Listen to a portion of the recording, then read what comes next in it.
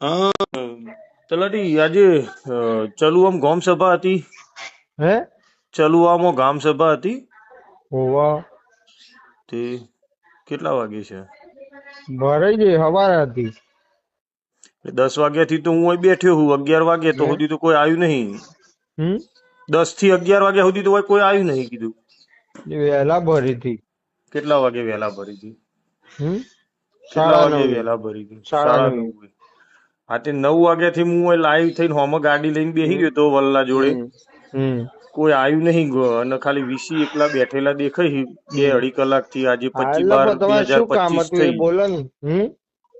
એટલે મારા ગામ સભામાં એક પ્રશ્ન હતો કે આરટીઆઈ નો એક જવાબ તમે નથી આપ્યો. હમ હમ એનો એ પ્રશ્ન હતો અને બીજા હા પ્રશ્નો એટલે હતા. પણ આ વીબીજી રામજી જે નવી યોજના હે ને એના માટે ની જ હતી સ્પેસિફિક. ના, એવું ના હોય. ગામ હમ સભામાં ઘણા હતા પ્રશ્નો. હમ એવું ના હોય. ગામ સભા કોઈ એક પ્રશ્ન માટે સ્પેશિયલ ના હોય. અને અંદર મુદ્દા છે જ. એ તો ગામ સભામાં શું શું લેવાના છે. હા એ ખાસ ગ્રામ સભા એના પ્રચાર પ્રસાર માટે જ એ રાખી.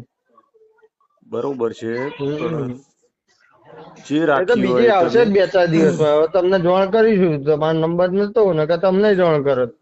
પણ તમે આ જોણ કયો કરી? ઉપરથી કરી જ નહીં તમે ગામ હમ સભા તો કયો કરી. હમ એટલે આટલું બધું ખોટું ચલાવો યાર.